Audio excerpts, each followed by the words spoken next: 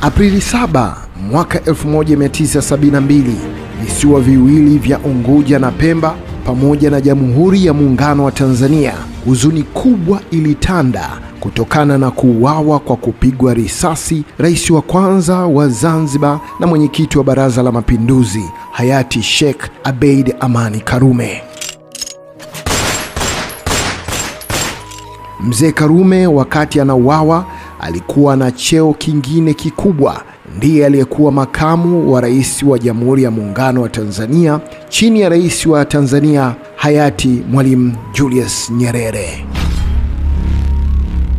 Luteni wa jeshi Humudi Mohamed Humud ndiye aliyeingia katika ofisi za makao makuu ya ASP zilizoko kisiwa Ndui, kisiwani Unguja, kutimiza nia yake ovu iliyokatisha ghafla maisha ya kiongozi mpendwa wa Zanzibar. Haijafahamika hadi leo ni kwa nini mwanajeshi huyo katili aliweza kutenda shambulio hilo ambalo liliacha majonzi makubwa katika jamii ya Watanzania na Wazanzibari, japo kuna tetesi kwamba alilipiza kisasi kutokana na kuuliwa kwa baba yake. Kabla hajatoka ndani ya geti la makao makuu ya ASP, mwanajeshi huyo alipigwa risasi na aliyekuwa dereva wa mzee Karume, Hija Hassan Hija, ambaye alikuwepo wakati tukio lenyewe linatokea.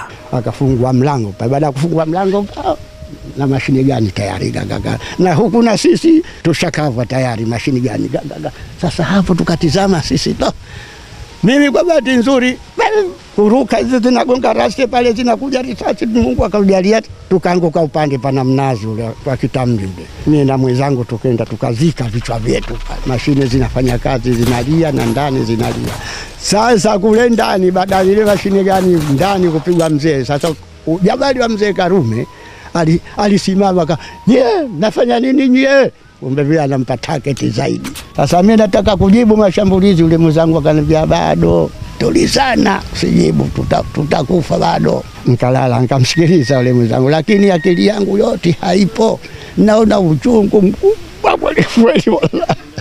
Nikatoka hapo nikaenda zangu kule.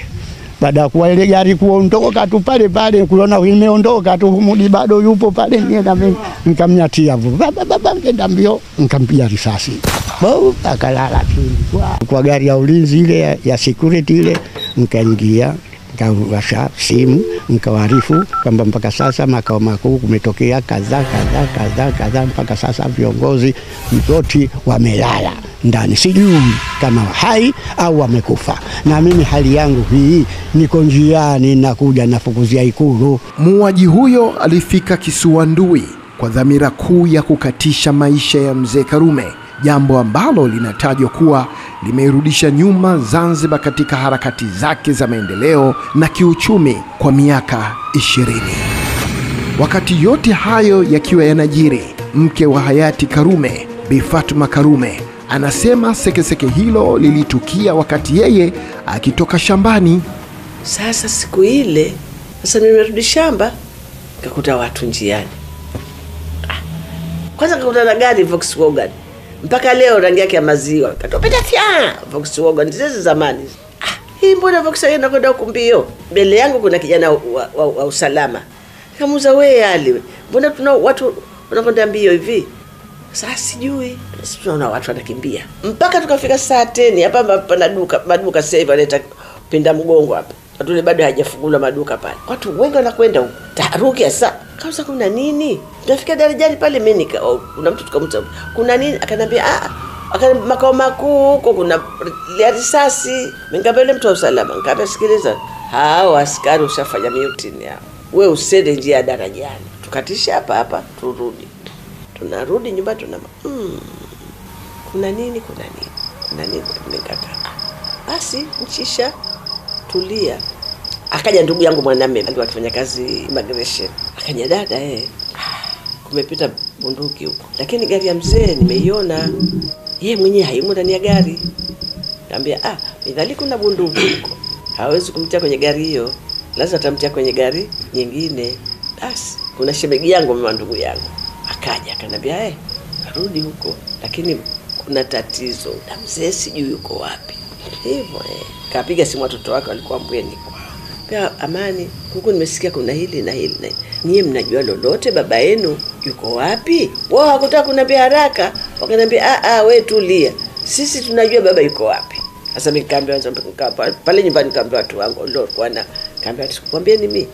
Kama hiyo gari ya mzee inaonekana haina mtu, hawawezi kumtia gari ile, madhali kuna ghasia hizo. Watamtia gari nyingine, ushampeleka pale kumficha huyo.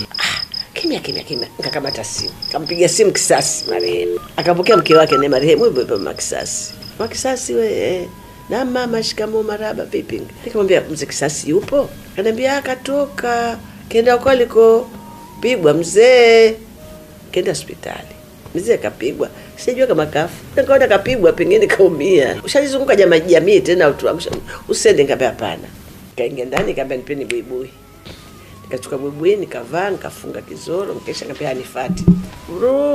Mpaka tunaingia hospitali Mama Mapinduzi. Tunaingia pale, askari washajipanga mstari kutoka kule mpaka huku.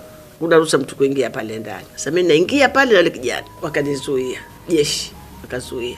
Sasa mimi na mwanangu mmoja nilimlea anaitwa Haji Mrisho, alikuwa kwenye jeshi, baada alikuwa pale katika wale waliosimama, naye akawa mmoja. Akaniona, akamwambia wenzake, akamwambia mama huyo mpisheni.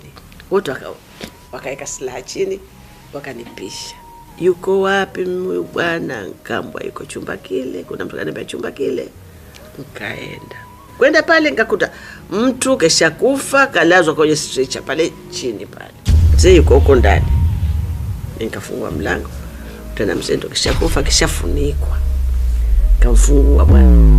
Kazi hapo haikuwezekana kutoka, akatoka bwana mmoja na vile marehemu. Akamwendea mwanamke mmoja anaitwa Biasia Amuri. Yeye alikuwa ni veteran pale hospitali. Akaenda akamwambia Mama Fatuma kaingia kule ndani, lakini hivyo anavyofanya haijuzu, kwa sababu hivyo anavyomkumbatia mzee. Tufanyeje sasa? Sasa tunaogopa kuingia pale. Yule Biasia akasema atamie kwenda siwe, lakini tumwite daktari. Daktari akaeleza mzee kishakufa, lakini mama yuko kule hataki kutoka.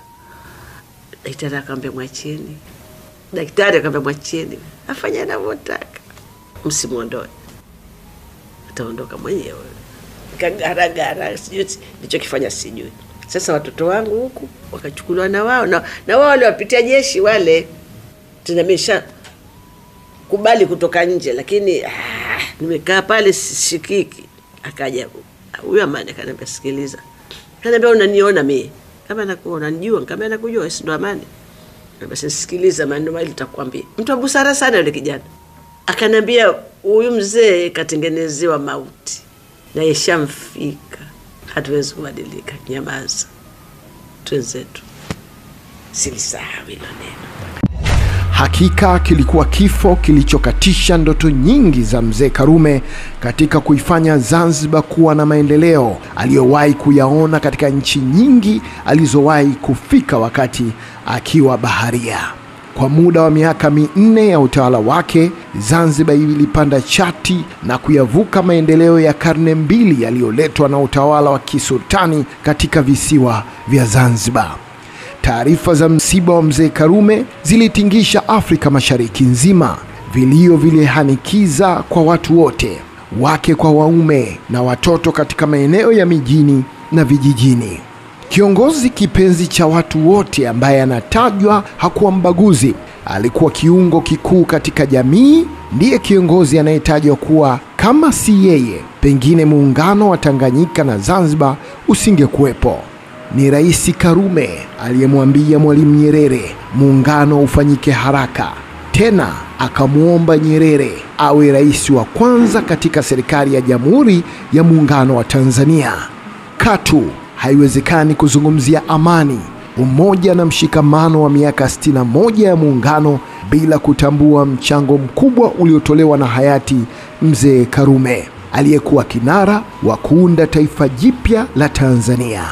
Wazanzibari na Watanzania wanaamini kuwa kilichokufa ni mwili wa mzee Karume, lakini fikra, maono na mtazamo wake kwa yale yote mema aliyoyaanzisha yataendelea kuenziwa na kutekelezwa kwa vitendo.